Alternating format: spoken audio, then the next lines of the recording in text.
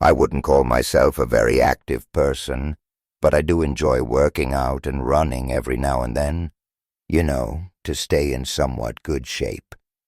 My friend Jay and I usually work out and run together, as Jay is always in shape and kind of trains me, if you will. Jay and I would often run late at night in my neighborhood since most of it is well lit, and I live in a decent area. However, we stopped running in my neighborhood 2 months ago after this happened.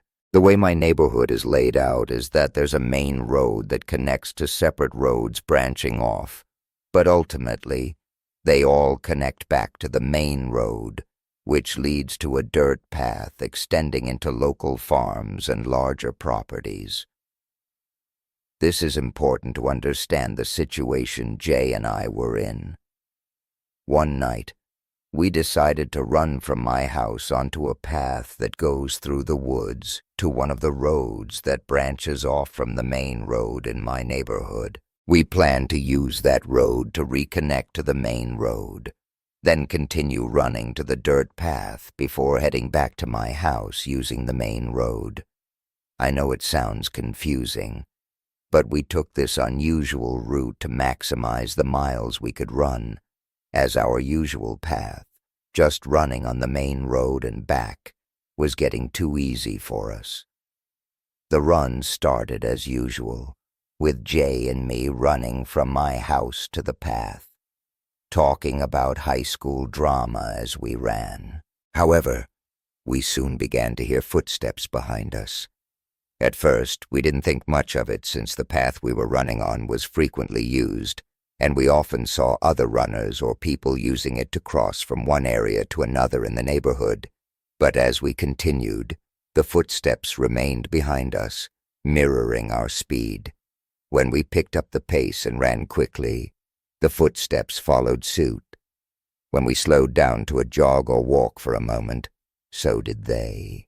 At this point, Jay and I were obviously a bit nervous and freaked out, but we were almost to the well-lit road. When we finally exited the path onto the road, we looked back and saw no one behind us. We both exchanged the same WTF look and decided it was probably just another runner trying to keep their distance from us.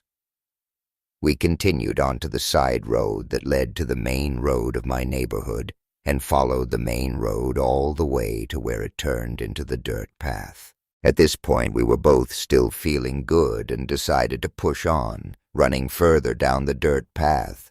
However, unlike the main road, this path had no streetlights and was lined with trees, creating an ominous atmosphere at night. Jay and I ran about a mile down this road before deciding to turn back. As we turned, I caught a glimpse of a dark figure quickly darting into the trees on the left side of the road. This immediately reminded me of the footsteps from earlier, and I began to feel noticeably uneasy. I told Jay that I had seen a figure jump into the trees along the path that we needed to take back. He dismissed it, saying I was just being paranoid and seeing things because of how far we'd run. I almost believed him and started doubting myself, so we began making our way back to my house. We ran past the spot where I had seen the figure with no issues, but just as we were about to reach the main road again, we heard rustling about 20 feet behind us in the trees. We turned around and saw a figure standing in the middle of the dirt road. The figure was facing away from us and was dressed in a black hoodie, along with very ripped and dirty khaki pants and black shoes. At this moment, I was more scared than I had ever been in my life. It felt like my heart was going to fly out of my chest. It was beating that hard. Jay looked at me, then back at the figure and said, "What the hell are you doing?" But stopped mid-sentence when we both heard the person start laughing. It was an awful, cackling, cringe-inducing laugh. Then, as we stood frozen, the person turned to look at us, still laughing. before suddenly stopping. Now he just stared at us with a glare that still haunts me to this day. His wide eyes and pale face burned into my memory. Jay and I exchanged one last look before running faster than we had ever run in our lives, sprinting the entire 2 miles back to my house. As we ran, we heard that terrible laugh again behind us, which only made us run faster. When we finally got back to my house, I threw up, then rushed inside through the back door, locking every entrance and shutting my garage doors. We sat there panting, still processing what had just happened, and swore never to run in my neighborhood at night again. If you're a night runner, always stay in well-lit areas and bring a friend, just to be safe. As a high school junior, I ran cross-country and track, and I loved running alone. I wasn't the fastest on my team, but I had endurance and could lose myself in the rhythm of my feet hitting the ground. A woman in a quiet rural neighborhood near a forest preserve had hired me to run her hyperactive puppy, Izzy. She'd pay me $10 per run. It seemed like an easy gig. Izzy needed the exercise, and I got a little extra money while training. The area had scattered houses, abandoned farms, a cemetery, and the remnants of a disbanded cult commune. My parents had always warned me about running alone in secluded areas, but I figured I was fast enough to outrun anything dangerous. That changed one evening. It was just before dusk when I took Izzy out for a longer run. The setting sun cast a deep orange glow over the treetops, but shadows stretched across the road, making everything feel darker than it should have been. The only sounds were my breathing, Izzy's panting, and the rhythmic thud of my running shoes against the pavement. Occasionally, a bird would flutter in the trees or a distant dog would bark, but otherwise it was eerily quiet. The farther I ran, the quieter it got, as if the world was slowly emptying itself of sound. About 2 miles in, we reached a stretch of road flanked by thick forest on both sides. That's when Izzy suddenly stopped. Her ears perked, and she stared into the woods, completely still. A low whimper escaped her throat. I followed her gaze. At first, I saw nothing but the dense trees, branches swaying slightly in the breeze. But then, between 2 trunks, a man's face peeked out from behind a tree. He was short, maybe in his 30s, wearing a hat pulled low over his face, a thick jacket despite the mild weather, and gloves. His eyes were locked on me, unblinking. His stillness unnerved me, but I told myself he was probably just a hiker or a hunter.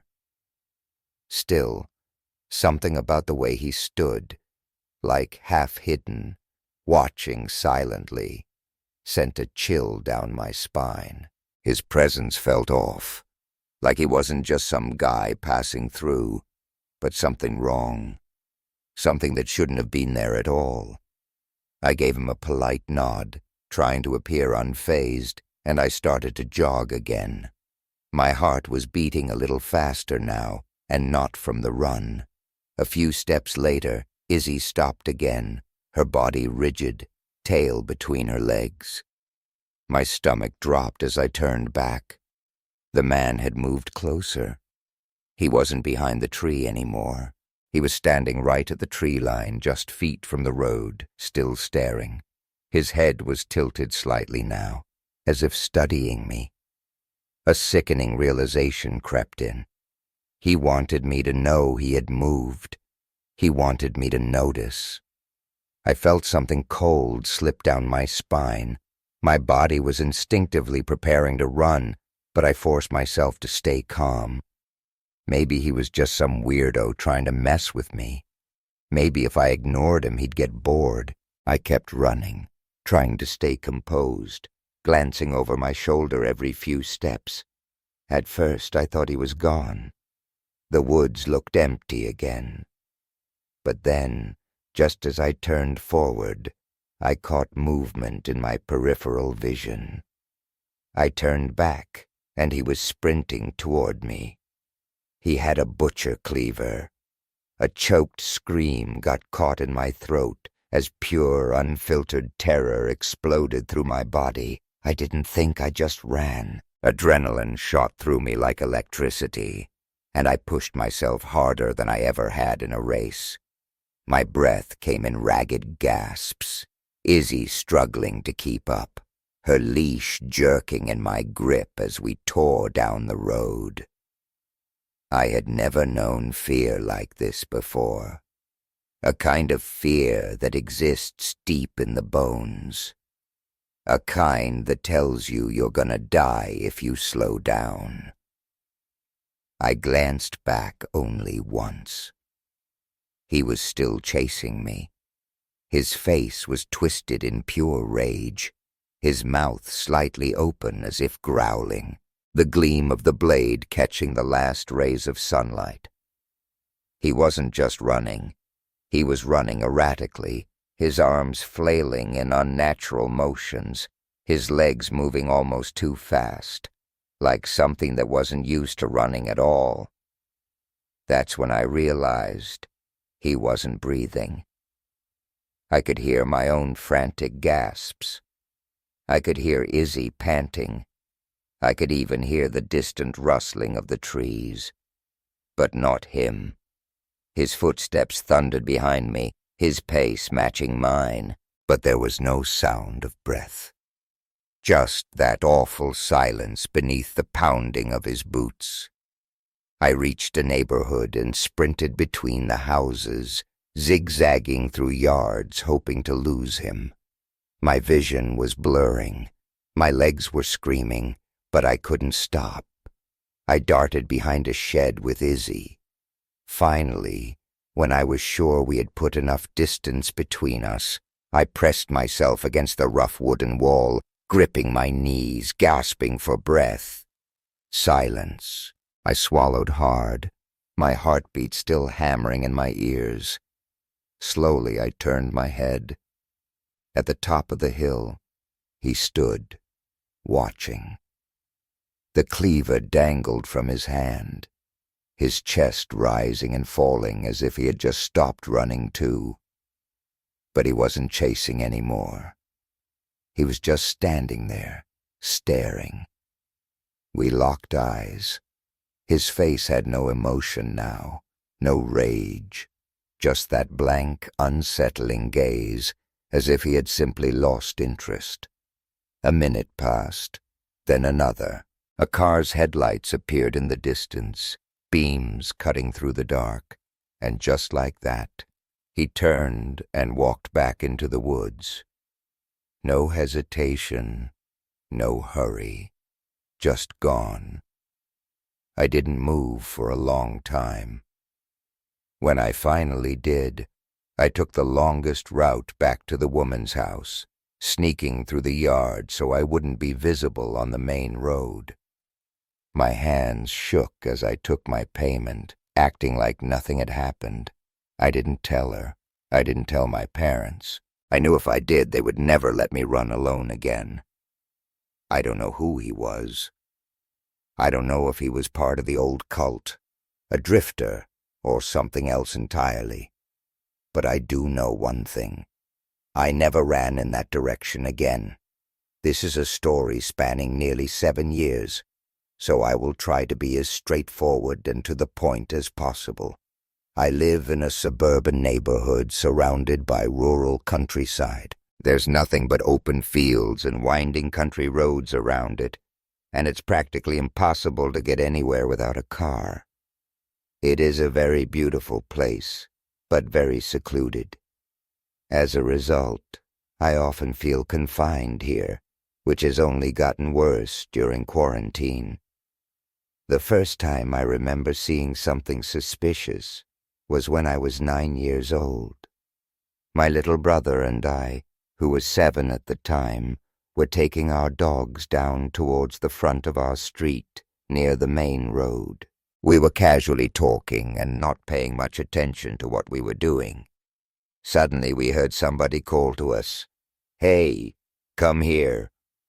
A big white SUV was parked at the start of our street, and a man was sticking his hand out the window, motioning for us to come over. I remember distinctly that it was a tall white guy with curly blonde hair. My little brother started to walk his way, but I stopped him. I'm a very paranoid person, and I'd heard all the horror stories about kids being lured into vans, never to be seen again. I led us off in the other direction, back to our house, while also keeping an eye on the guy in the car. When he saw that we were leaving, he turned his car around and drove off. Upon arriving home, I told my mom about it, but she dismissed it, saying he was probably just going to ask us for directions or something like that. It scared me a little at the time, but I didn't think much of it until now. A year later, during Halloween of 2014, another incident happened. A black sedan was apparently following trick-or-treaters down the street. When a parent approached it, it tried to run them over before driving away and out of sight.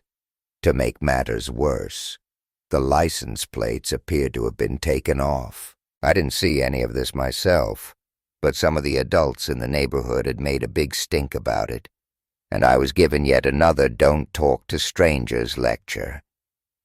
People were especially sensitive about this kind of thing at the time, since the murder of Hannah Graham had recently taken place in my area. Fast forward another 4 years to summer break in 2018. Some neighbors of ours were out of town on vacation, and they asked me if I could pet sit for them while they were away. I had to go by 3 times a day to let their dog out, once in the morning around 8 a.m., once in the afternoon after lunch, and once in the evening at 9. Their house sits to the right of our neighborhood, off the main road. To get there from my house, I can go to the end of my street and take a right, or I can cut through the woods and into their backyard. Going through the woods is faster, but the brush is very dense and the trees are close together, so I usually would just go along the street. One night, wrapped up in a session of COD with my friends, I forgot to let the dog out. When I remembered, it was past 10, and I rushed over, worried that he might pee on the floor inside. It was pitch black out, and I couldn't see anything but the beam of my flashlight and the glowing stars in the sky. Luckily, the dog had been able to hold it, so I let him out as usual. After he went, I brought him back in and was prepared to leave again when I looked out the window and saw a black sedan parked next to the driveway. This made me uncomfortable, since I was pretty sure it wasn't there when I first showed up at the house. There were no other houses nearby, and I knew for a fact that the owners weren't coming back for another few days. After debating what I should do for a few minutes, I finally decided to go back and cut through the woods. I did so and got back without issue. To play it safe, I cut through the woods for the rest of my time pet-sitting, but I never saw the black car again. Now these occurrences alone would not be enough to merit a story, but it's what happened recently that really terrifies me and makes me question whether these events might actually be connected.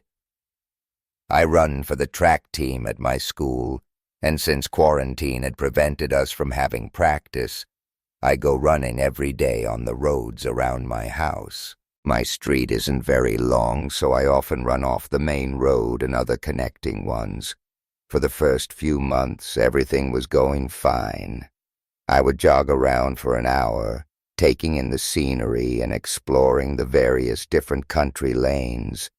But about a month ago, I was running back home on the main road when I noticed that a car seemed to be following me. I always run on the left side of the road going towards traffic. This is so that if a car comes up behind me on a blind curve or in an area with low visibility, it won't hit me from behind where I can't see. The car, coincidentally a large white SUV, was on the other side of the road going about the same speed I was jogging. This was especially odd because there aren't many cars on that road, and you can go much faster than on a busy one. Unsure of its intentions, I turned down a small side street with a cul-de-sac at the end. It didn't follow, so I ran down to the circle and went back home. However, the next day, it followed me again. This time, I saw it sitting at the start of a driveway, and it pulled out after me once I passed it. Like the day before, it followed me for about a mile before I turned down the same street where it promptly drove off. This continued. Every day for a 10-day period it followed me. At first, I thought that it might be going somewhere on a schedule that just happened to coincide with my runs. To test this theory, I decided to run an hour later than I usually did. The first day I tried this, it wasn't there. The next day, though, I was disturbed to see that it was once again following right behind me. This definitely unnerved me, but I was hesitant to tell my parents because I was worried they'd forbid me from running. Furthermore, it hadn't attempted to do anything yet, so I decided I could put up with it as long as I was careful and watched it closely. On the 11th day of being followed, I turned down the side street to see a black sedan sitting at the end. At first I thought nothing of it. There were a few houses on the street, and it likely belonged to somebody who lived there. But as I began to get closer, I noticed something odd. Underneath the car, barely visible, was the silhouette of a person. They barely fit, and were huddled on the far side to avoid being seen. I immediately got chills and ran off in the other direction, looking over my shoulder to make sure they stayed put. To make matters worse, I saw that white SUV, which usually drove away, was sitting at the top of the street, penning me in. I was feeling panicky now, and decided that I preferred the evil I knew to the one that I didn't, so I picked up the pace and tried to sprint by the SUV. When I was within a few feet of it, a man jumped out and ran after me. I easily outpaced him, and thanked God that my months of training had paid off. When it became clear he couldn't catch me, he yelled at me to come back and said he just wanted to talk. I responded with 2 fingers, if you catch my drift, and I sprinted the remaining mile back to my house. I finally broke down and told my mom, who got me on the phone with the police. Sadly, though, since I didn't get a license plate, there wasn't much they could do. They promised that they would look into it, but as far as I can tell, nothing has been done. These experiences have haunted me for the past couple of weeks, and with all my spare time, I've had a lot of time to contemplate the situation. After connecting the dots, it's clear to me that these men have been trying for multiple years to kidnap a child from our street. There are quite a lot of children in my neighborhood, which explains why they frequent it so often. It worries me that somebody less cautious than myself might find themselves in a similar situation and fall prey to these predators. I still have nightmares about the man who chased me down the street. He was very tall with blonde curls, the same man who tried to abduct me when I was 9 years old.